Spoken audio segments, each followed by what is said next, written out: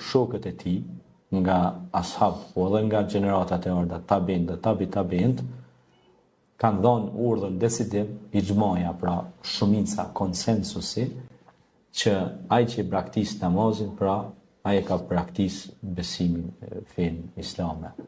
Prandaj duhet me pas shumë kujdes në përpikmërinë dhe kujdesin prandaj faljes së namazit, sepse nëse nuk fal namaz, atëherë do të thotë që ti je ke lënë një shtyllë për shtyllave të islamit.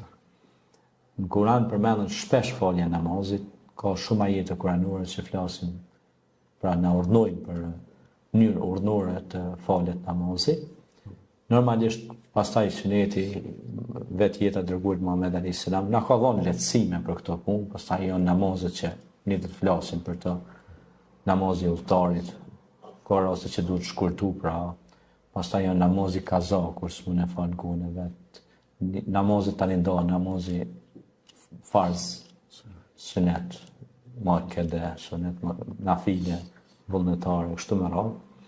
Pra specifikohen se i cila për tyne, mirë po ka shumë rëndësi kjo pyetje që është bërë për shkak se shumë njerëz pe neglizhojnë namazin, fatkeqësisht shumë musliman pe neglizhojnë, pe anashkalojnë, mirë po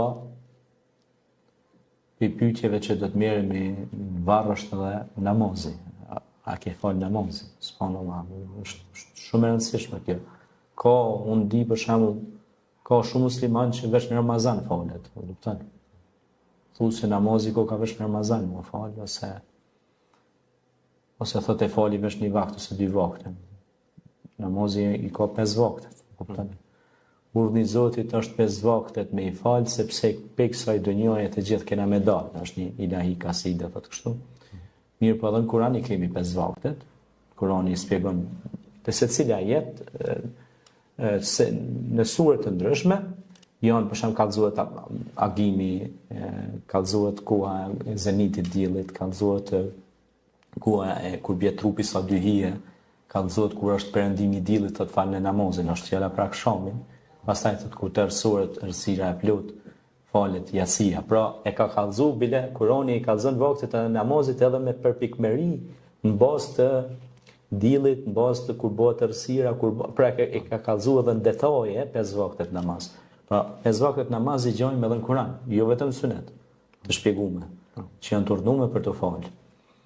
Pastaj namazi ka rëndësi shumë të madhe në jetën tonë, sepse ai ndikon salatu dhikr, pra